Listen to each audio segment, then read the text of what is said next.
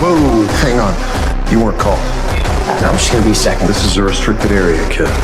Samantha! I know what's through that door.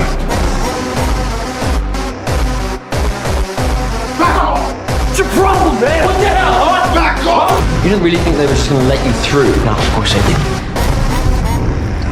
I'm gonna find out what's on the other side of that door.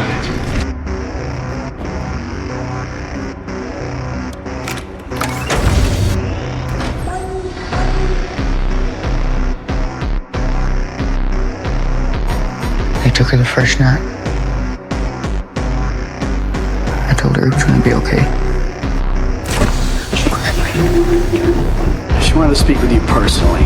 If I don't have enough to deal with. Good evening, Dr. Page.